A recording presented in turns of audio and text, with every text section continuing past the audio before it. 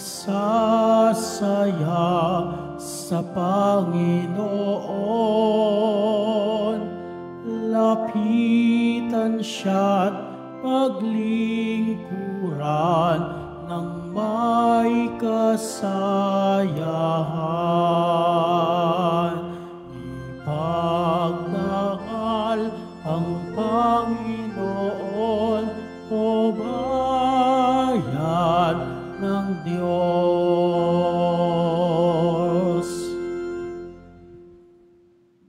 Sa ngalan ng Ama, ng Anak, at ng Espiritu Santo. Amen. Ang pagkapala ng ating Panginoong Jesucristo, ang pag-ibig ng Diyos Ama, at ang pagkakaisa ng Espiritu Santo naway sumainyong lahat. At sumaiyo rin.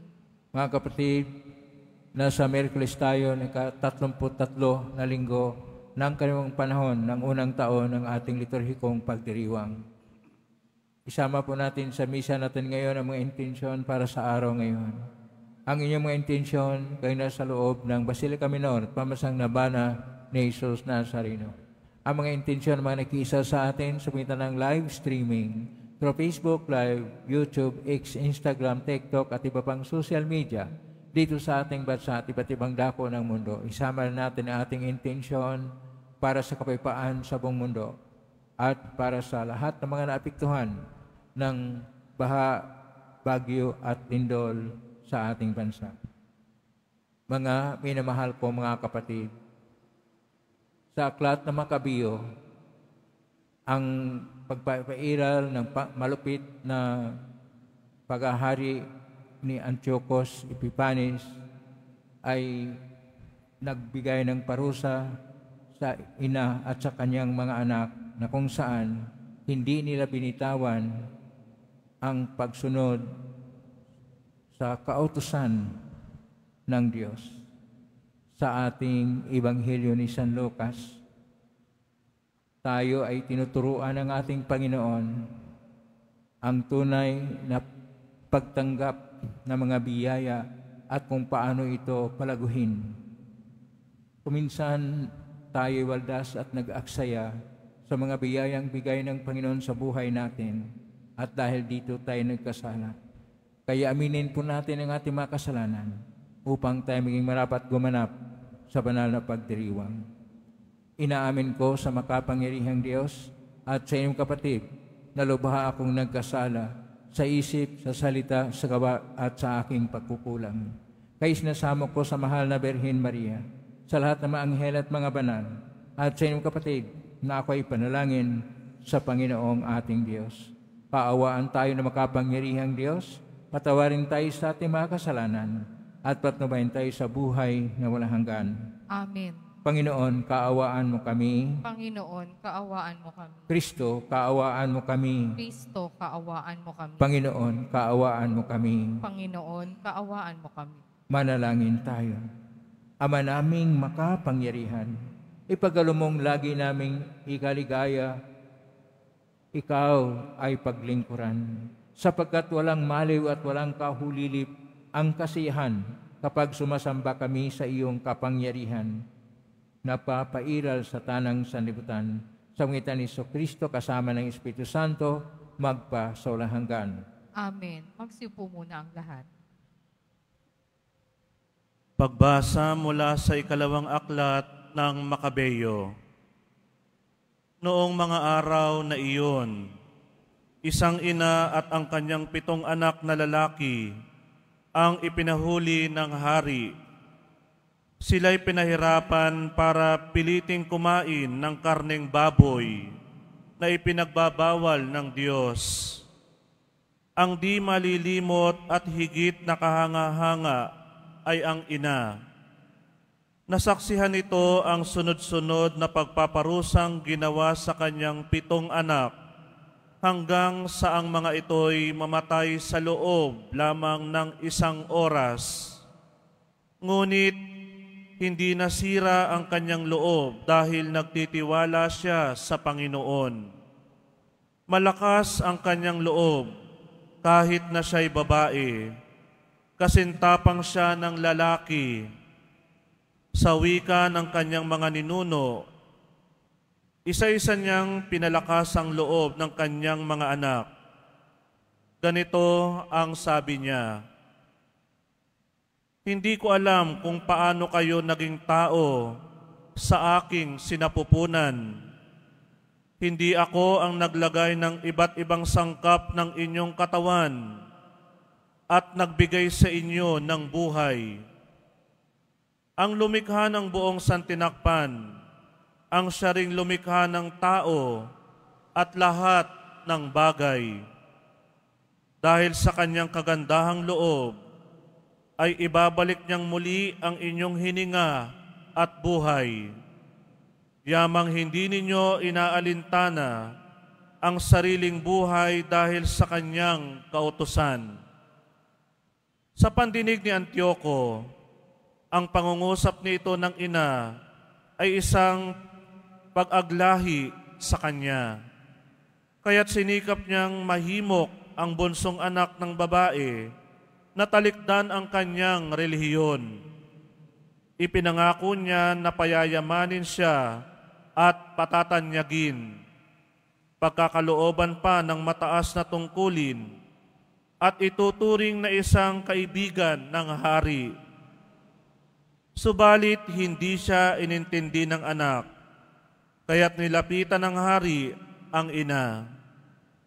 Sinabi niyang payuhan ito ang anak kung gusto niyang ito'y mabuhay.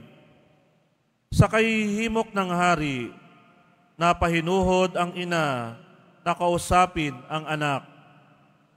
Bilang pag-uyam sa malupit na hari, dumikit siya sa kanyang anak at pabulong na kinausap ito sa sariling wika. "Anak, mahabag ka sa iyong ina na 9 na buwang nagdala sa iyo sa kanyang sinapupunan. 3 taon kitang pinasuso, pinalaki kita, pinag-aral at inaruga hanggang ngayon.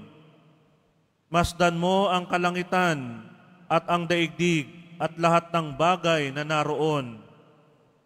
Alam mong ang lahat ng iyan ay nilikha ng Diyos, tulad din naman ng sangkatauhan.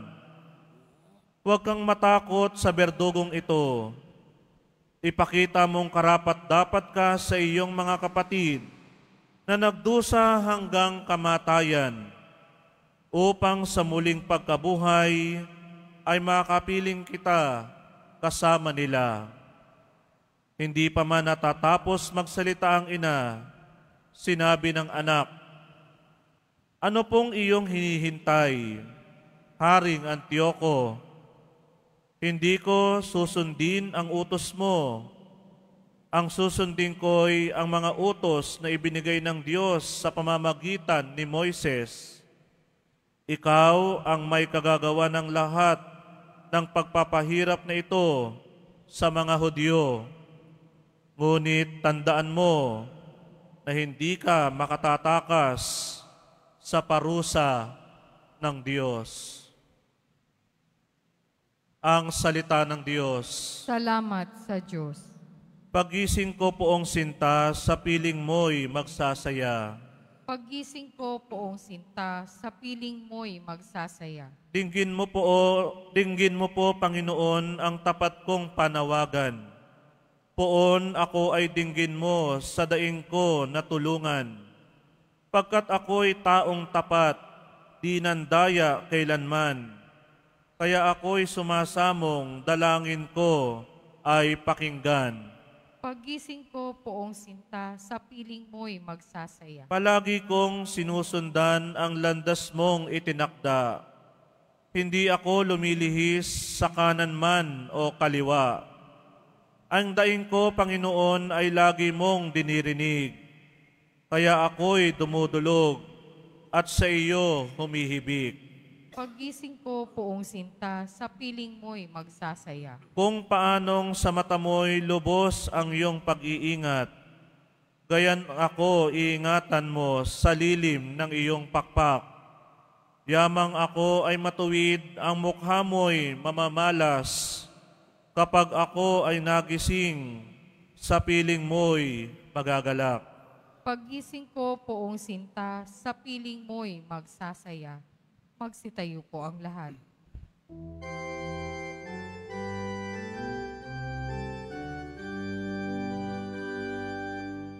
Hallelujah, hallelujah, hallelujah, hallelujah.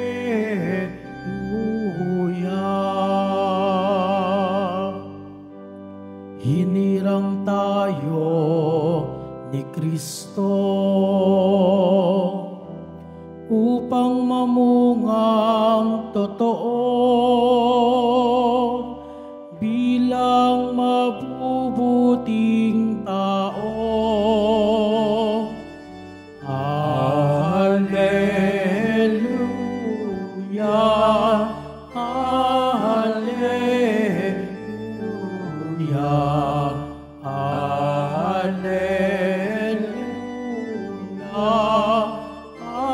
Hallelujah.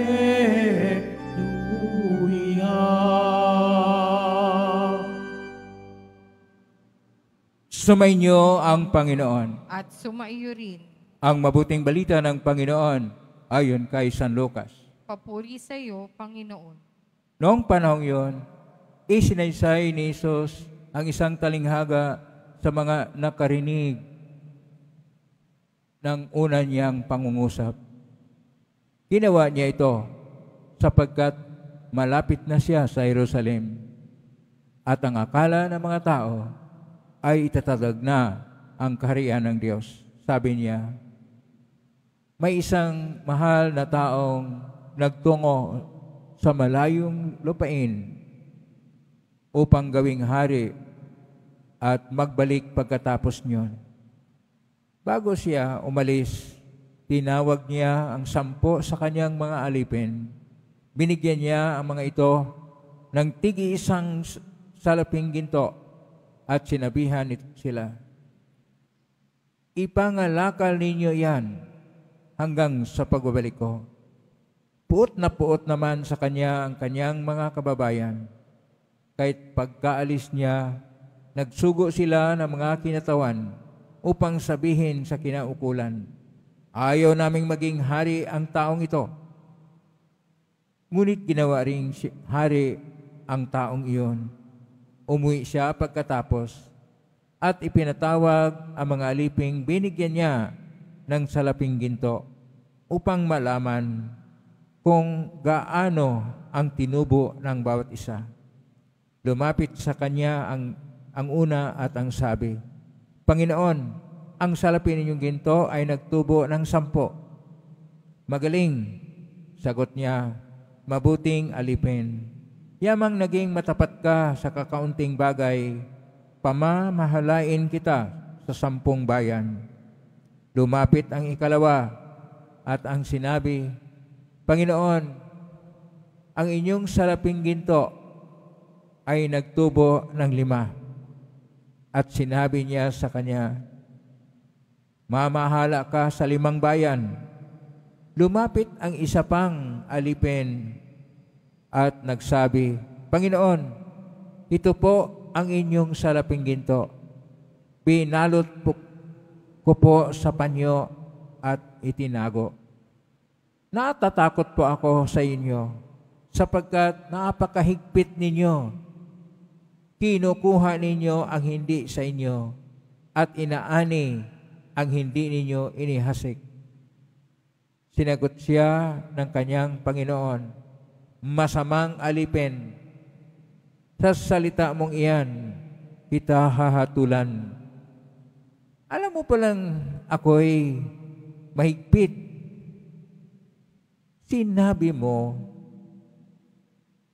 kumukuha ako ng hindi sa akin at inaari ko ang hindi ko inihasik. Bakit hindi mo inilagay sa bangko ang aking salapi? Pagbalik ko sana'y may tinubo ang puhunang ito. At sinabi niya sa mga naroon, kunin ninyo sa kanya ang salaping ginto at ibigay sa may 10. Panginoon, siya po'y mayroon ng 10 salaping ginto, wika nila. Sinasabi ko sa inyo, ang bawat mayroon ay bibigyan pa, ngunit ang wala, kahit ang kakaunting nasa kanya ay kukunin pa. Tungkol naman sa mga kaaway, kung ayaw na ako'y maghari sa kanila, dalhin niyo dito at patayin sa harapan ko. Pagkasabi nito, nagpauna si Jesus patungong Jerusalem. Ang mabuting balita ng Panginoon. Pinupuri ka namin, Panginoong Hesukristo. Magsiupo muna po ang lahat. Isang mapagpalang araw po sa inyong lahat. Purihin po natin ang ating Poong Hesus Nazareno. Kasama ko po ngayon sa pagdiriwang ng banal na misa si Father Frank Villanueva, ang pinaka-senior na pari dito sa Quiapo Church. Plakpakan din natin si Father Frank Villanueva.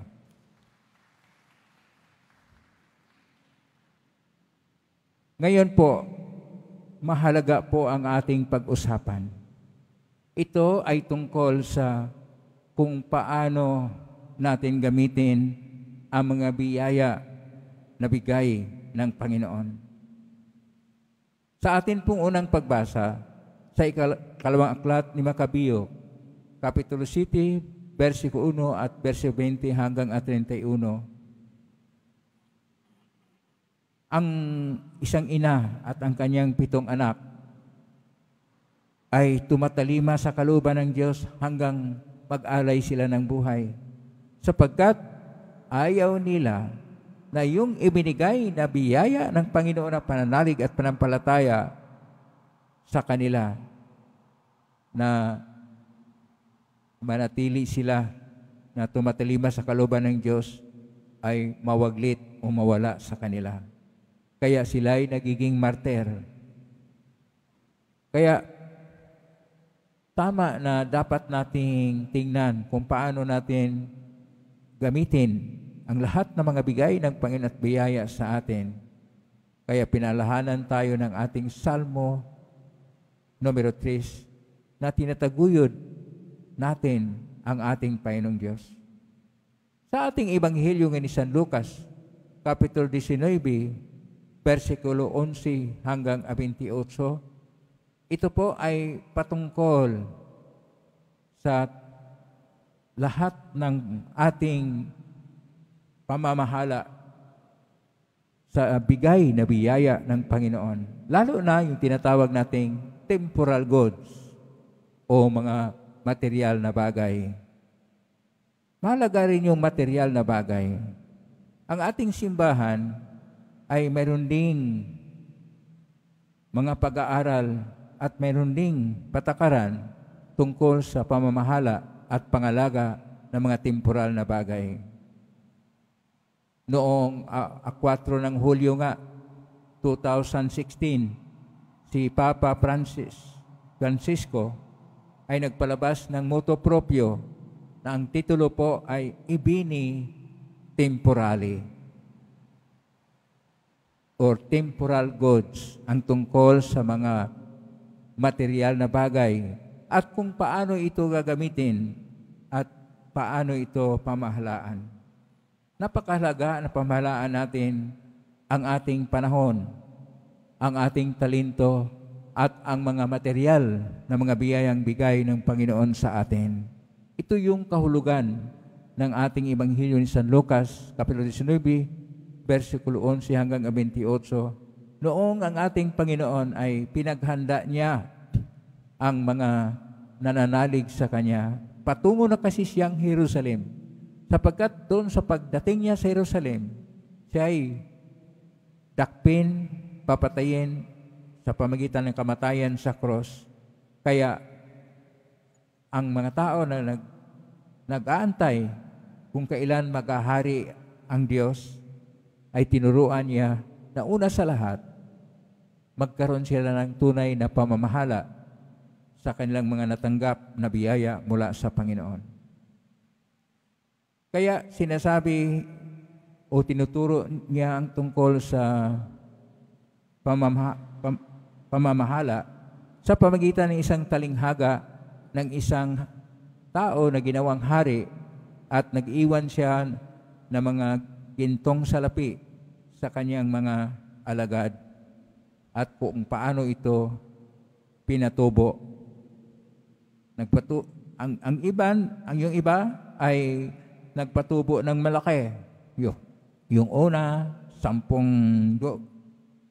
ibig sabihin na doble. Yung isa naman, nagpatubo ng 5 doble.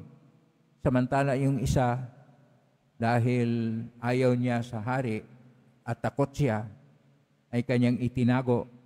Kaya siya tuloy ay pinurusahan kasama ng lahat ng mga ayaw na maghahari, yung kanyang boss, yung kanyang master.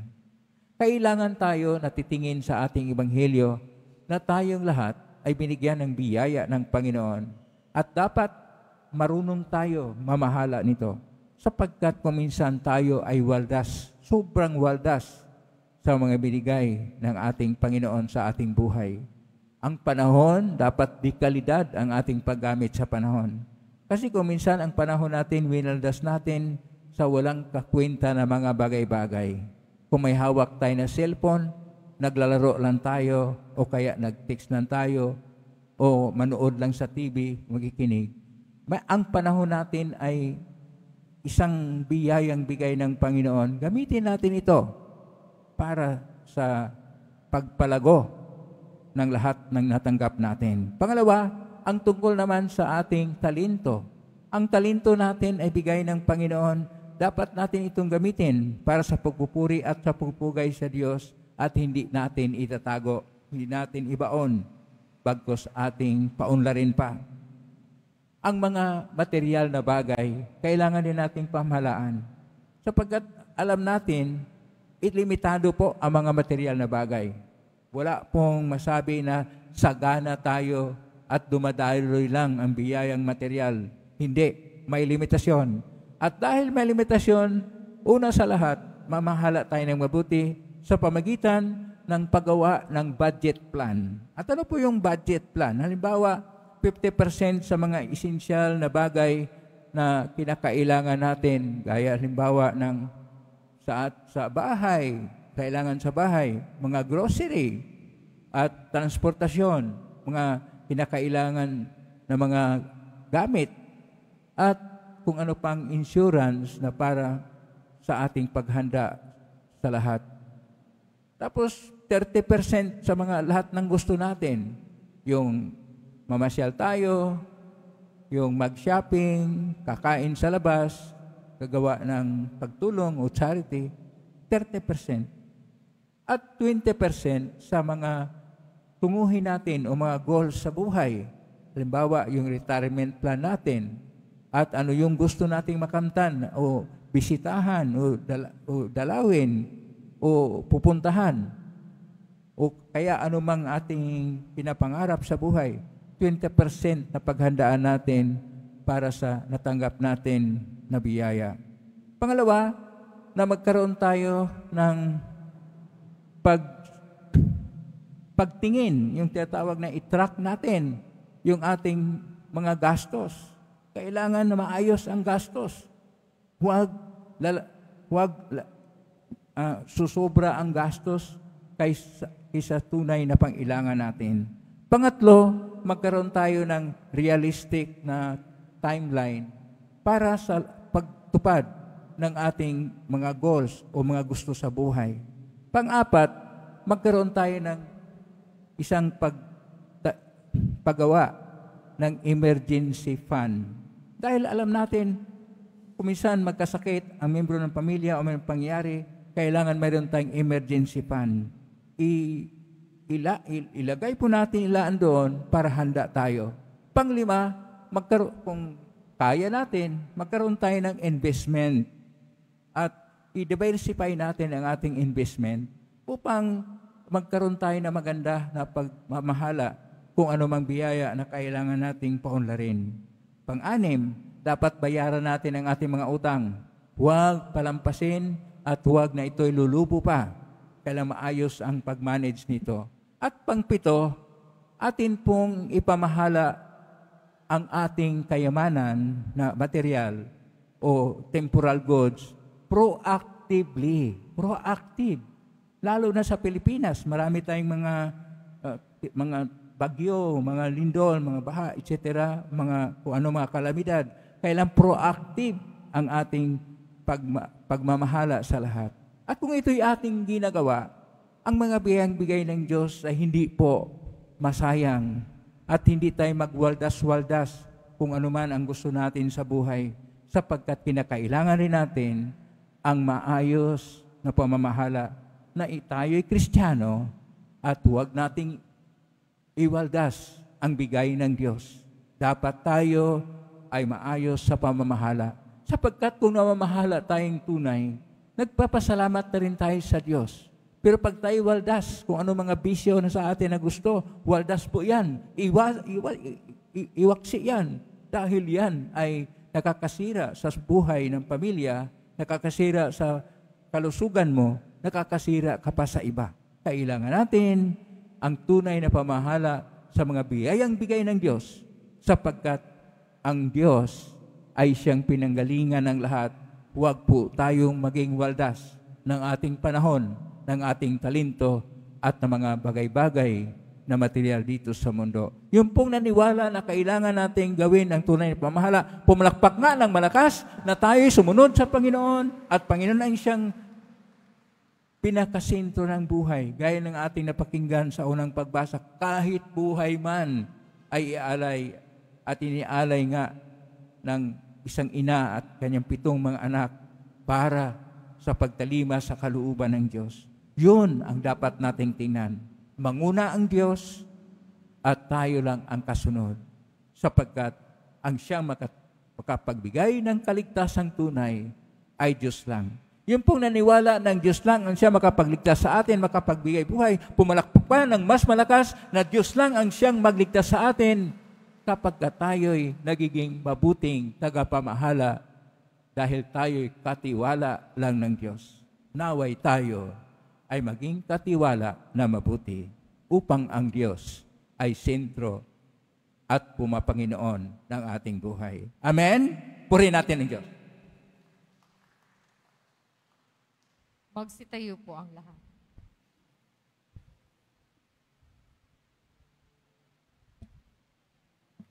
Oratio Imperata para sa katapatan, katotohanan at katarungan.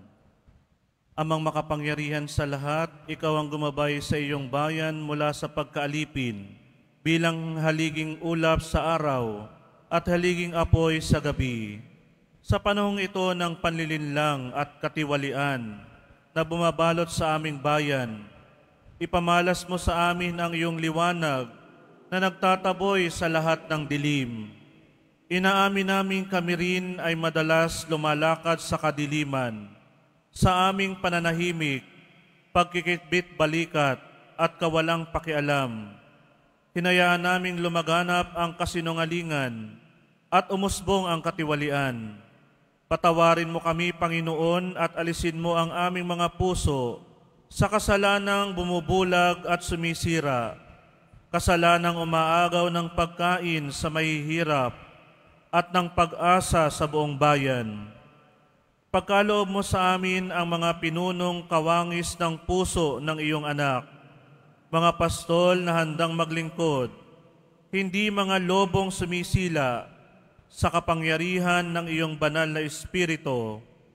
Bigyan mo kami ng lakas ng loob na itakwil ang kasinungalingan, ibunyag ang pandaraya, igiit ang katarungan, at ipagtanggol ang katotohanan sa lahat ng aming gawain, pampubliko man o pansarili, upang ang katapatan ay dumaloy sa aming lupain tulad ng ilog, at ang katuwiran ay rumagasa na parang malakas na agos. O Diyos ng katarungan at habag, gawin mong ubasan ng kabutihan ng aming bayan, hindi lason ng kasakiman, manipulasyon at pagkamakasarili, kundi pagyamanin ng katapatan, malasakit at pag-ibig. Hinihiling namin ito sa pamamagitan ni Kristo na aming Panginoon. Amen. Amen. Maria, salamin ng katuwiran. Ipanalangin mo kami. San Miguel Arcangel. Ipanalangin mo kami. San Lorenzo Ruiz at San Pedro Calungsod. Ipanalangin ninyo kami.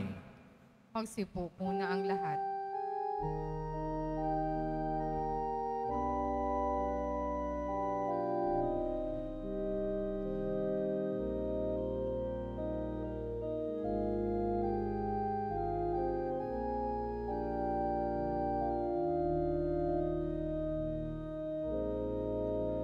Ikaw ang alak at tinapay ng langit.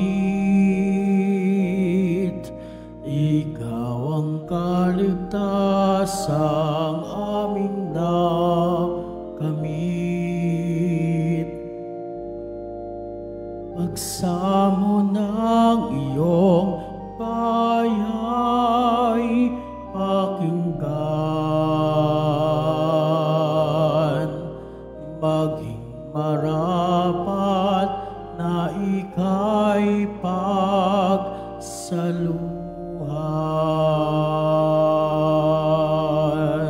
Magsitayo po ang lahat. Manalangin kapatid upang paghahain natin ay kalugdan ng Diyos amang makapangyarihan.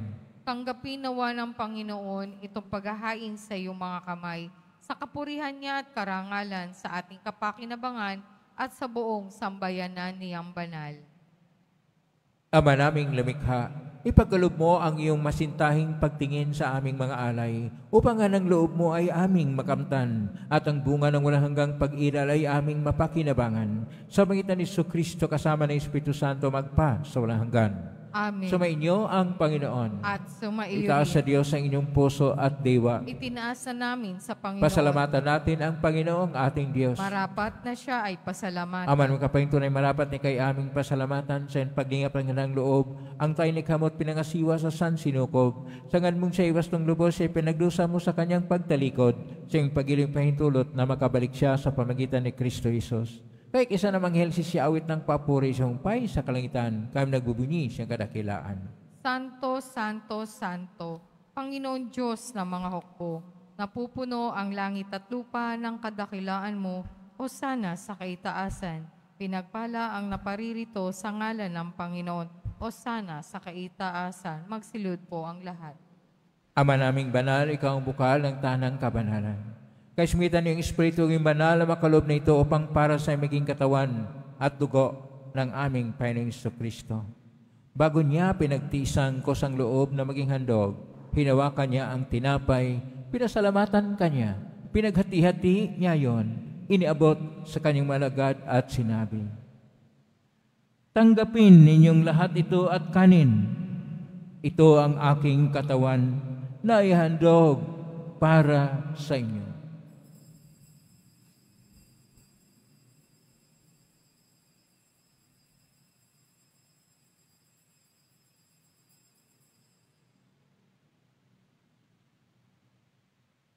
Gaya naman nung matapos ang hapunan, hinawakan niya ang kalis. Muli kanyang pinasalamatan. Inabot niya ang kalis kanyang malagad at sinabi, "Tanggapin ninyong lahat ito at inamen. Ito ang kalis ng aking dugo ng bago at walang hanggang tipan. Ang aking dugo na ibubuhos para sa inyo at para sa lahat sa ikapagpapatawad ng mga kasalanan. Gawin niyo ito sa pag-alala sa akin."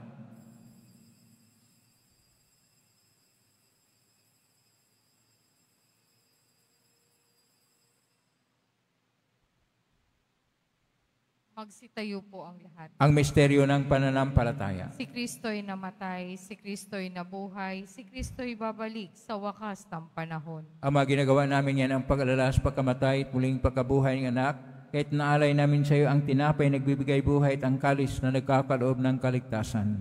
Kami nagpapasalamat na kami narapat na tumayo sa harap mo para maglingkod sa iyo. Isinasamo namin kami magsasalo-salo sa katawan at dugo ni Kristo ay mabuklod sa pagkakaisa sa pamagitan ng Espiritu Santo.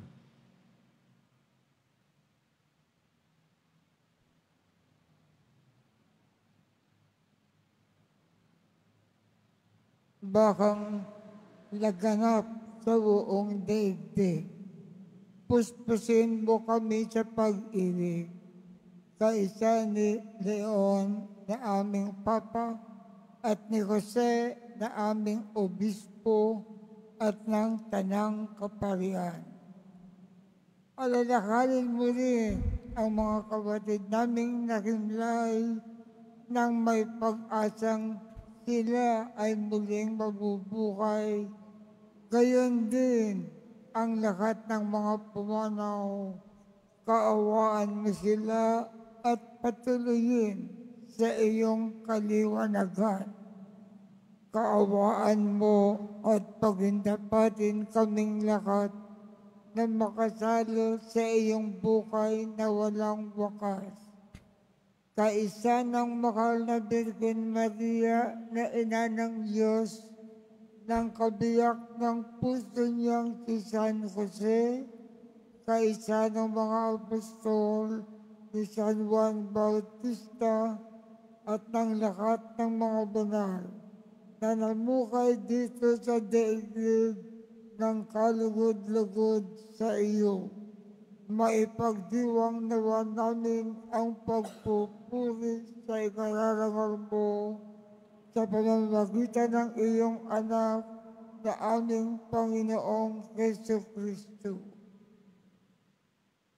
Sa pamamagitan ni Kristo, kasama niya at sa Kanya, ang lahat ng parangal at papuri ay sa iyo, Diyos amang makapangyarihan, kasama ng Espiritu Santo, magpasawalang hanggan.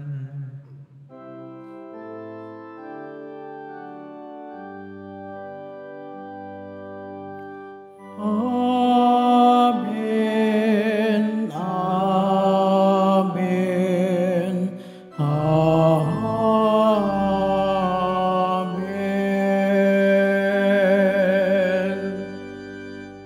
Sa tagubilin, magaling na utos. Sa turo ni Jesus, sampayin natin at Diyos, ipahayag natin ng lakas loob.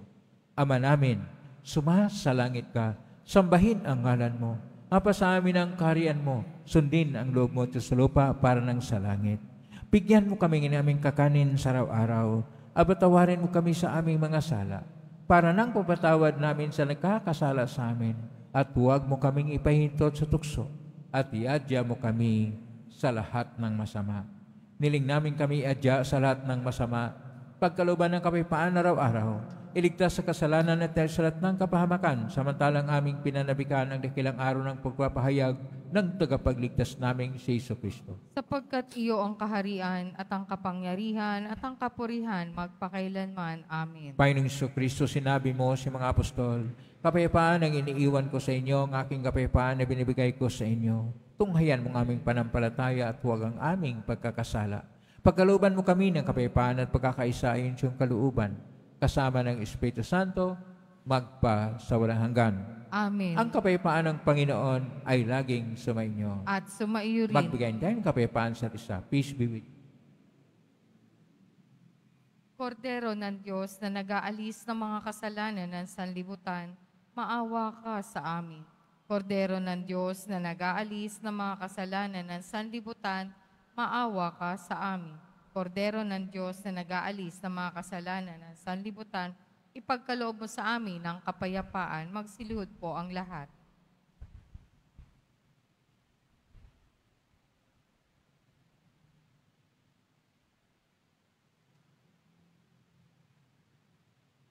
Ito ang kordero ng Diyos. Ito ang nag-aalis na makasalanan ng sanlibutan. Mapalad ang mga inanyayahan sa piging ng kordero. Panginoon, hindi ako karapat-dapat na magpatuloy sa iyo, ngunit sa isang salita mo lamang ay gagaling na ako. Ipagsangam ko.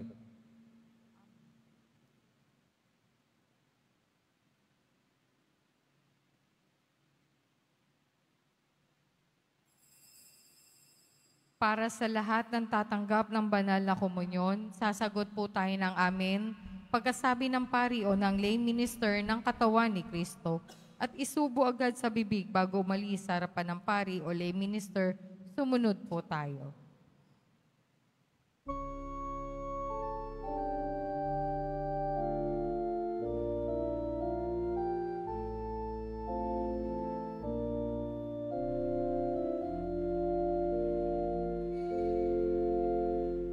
Sa piging na ito, ating pagsaluhan ang katawan at dugo ni Jesu Kristo. Siya'y ating lakas at tanggulan, Panginoon Diyos nating lahat.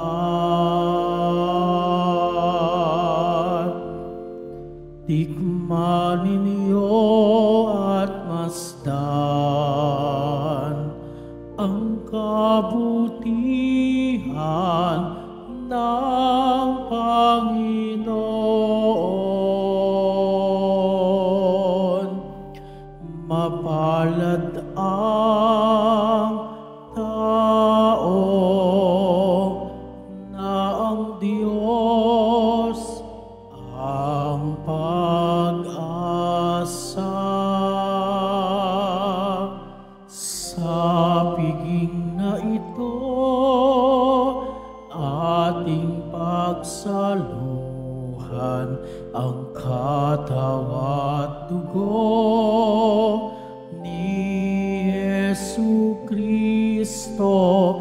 Siya'y ating lakas at tanggulan, Panginoon Diyos nating lahat.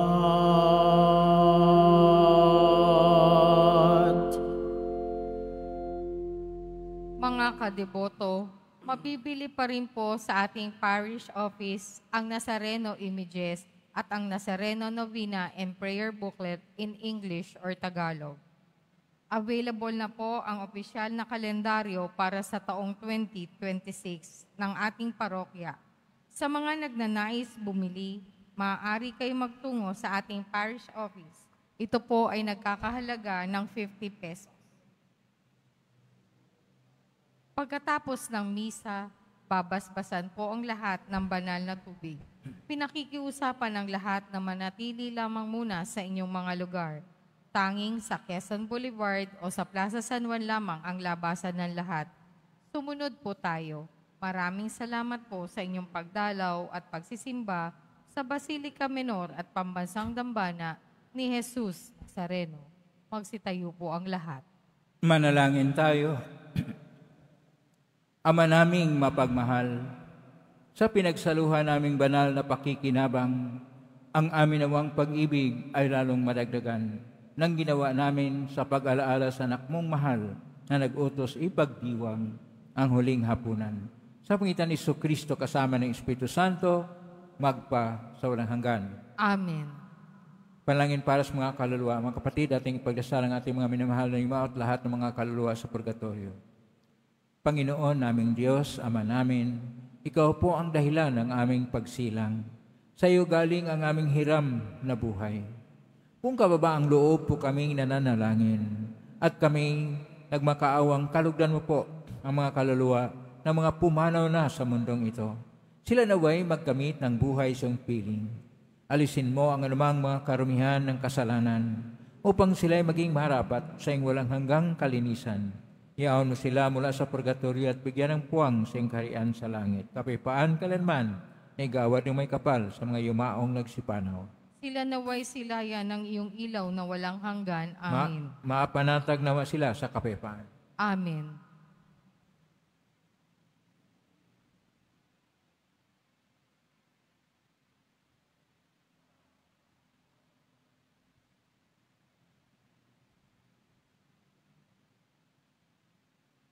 Maraming salamat po sa inyong pagdalaw sa tahanan ng ating pong Jesus Nazareno.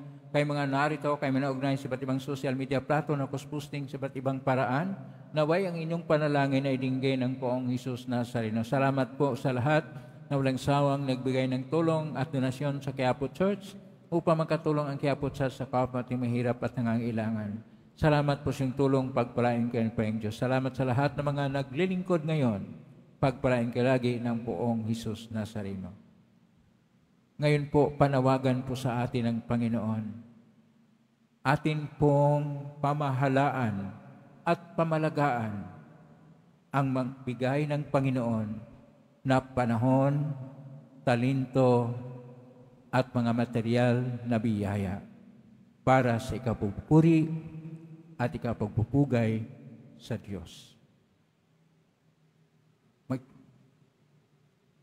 Ngayon na po ang pagbaswas ng harap lang itaas bagya, magibagay na pasbasan.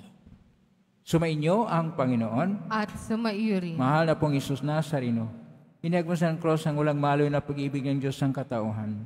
Pakinggan mo ang kalingan lalo para sa mga ilangan na iyong tulong at awa. Makamtanawa namin ang iyong kasagutan na may utang na loob na tinatanaw. Basusan po ninyo itong maimahin at dasalan upang lalo kaming manalangin at magtiwala. Sa pangitan ng benisyon nito, naway lalo kaming maging mapaglingkod, masunurin at tapat sa iyo, na mulahating Panginoon magpa sa walang hanggan. Amen. Pagpalain kayo ng makapangyarihang Diyos, Ama at Anak at Espiritu Santo, Amen. maiking taglay ang kapayapaan, pag-ibig at pag-asa ng Pong Hesus Nazareno. Salamat sa Diyos. Purihin natin ang ating Pong.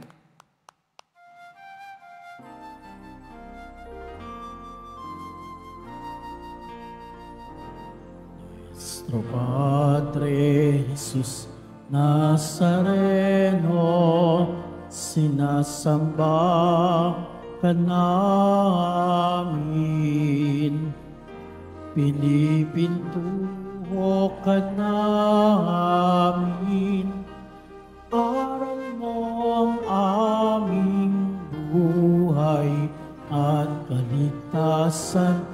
Nuestro Padre Jesus Nazareno, iligtas mo kami sa kasalanan. Ang krus mong hinamatayan ay sagisag ng aming kaligtasan. Nuestro Padre Jesus Nazareno, dinarangal ka namin. Nuestro Padre Jesus Nazareno, niluluwalhati ka namin. Nuestro Padre Jesus Nazareno, dinarangal ka namin.